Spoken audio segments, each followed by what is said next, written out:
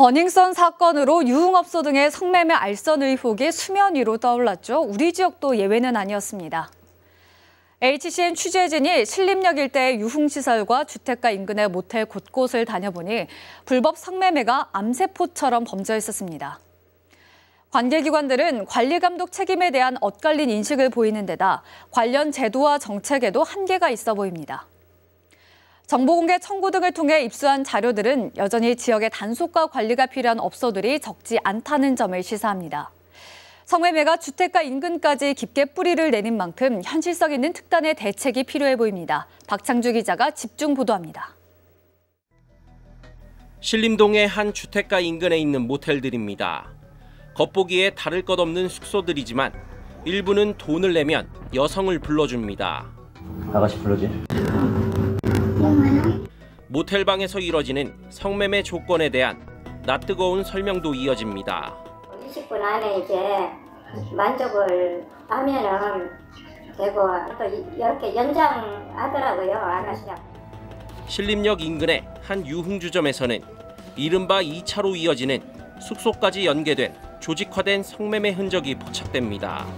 업소 벽에 붙은 성매매 알선 경고 문구를 무색하게 만듭니다. 그럼 아가씨. 그럼 2차 연결되어 있는 숙소는 있어요? 네. 불법 성매매는 밤낮을 가리지 않았습니다. 취재진이 무작위로 신림역 일대 모텔 12곳을 다녀봤습니다. 이 가운데 절반 넘는 7곳에서 돈을 내면 여성을 불러준다고 답했습니다. 심지어 남성이 원하는 연령대, 특히 어린 여성들을 불러준다는 유혹도 서슴지 않습니다.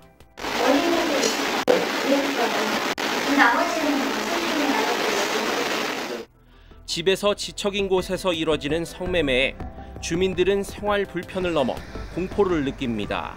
업소차들이 저렇게 썬팅한 차들이 시동 걸고 낮과 밤이 바뀌었어요. 저는 많이 해요. 알고 계세요? 네.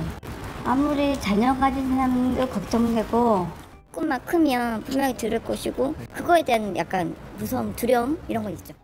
신림동과 서원동 등 신림역 인근은 모텔과 유흥업소가 집중된 곳입니다. 관악구 유흥주점과 단란주점 298곳 가운데 144개 업체, 모텔 152곳 중 91개 업소, 즉 절반 안팎의 유흥시설과 숙박업소가 신림 지역에 몰렸습니다. 지난 2014년부터 5년간 성매매로 영업 정지 등 행정처분을 받은 경우는 20건, 유흥업이 1건이고 나머지는 모두 모텔 등 숙박업에서 적발됐습니다. 행정조치에 앞서 이뤄진 단속 현황도 관악경찰서에 거듭 요청했지만 자료가 없다고 했다가 다시 자료를 공개할 수 없다는 등 모호한 이유로 거절했습니다. 구청의 행정처분 결과만 놓고 보더라도 5년간 20건에 그친 적발 실적이 성매매가 비일비재한 지역의 실정을 제대로 반영하는지 의문이 듭니다.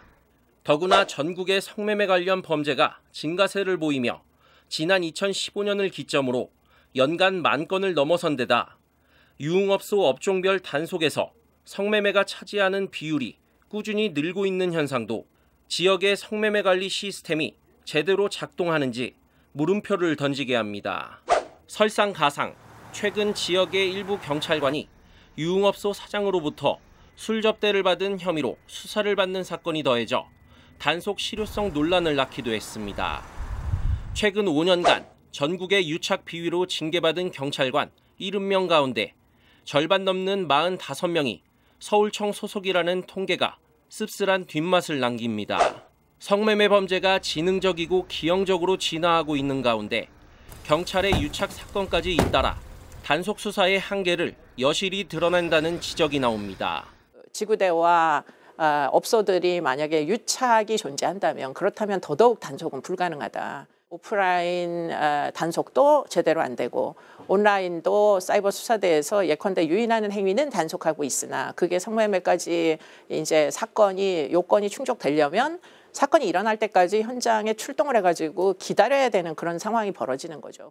물론 단속만이 능사는 아닙니다. 세밀한 관리 감독과 계도 예방책이 필요하지만 성매매 특별법을 비롯한 관계 법률과 조례는 두루뭉술한 내용뿐입니다.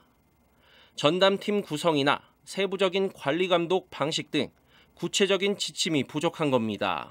기존 행정위에서 할 수 있었던 거는 궤도 차원에 그쳤기 때문에 여러 가지 한계 좀 있었다. 그래서 지방분권에 맞춰서 자치경찰제가 논의되고 있는 측면을 고려한다면 행정에서도 보다 더 적극적으로 좀 이런 문제들을 해결할 수 있도록 계획도 좀 세우고 적극적으로 좀 행정에 좀 임하는 게 좀 필요하다고 봅니다.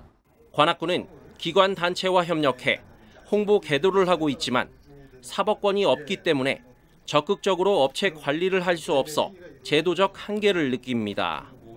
단속이나 수사 권한이 있는 경찰에 의존할 수밖에 없다는 입장입니다.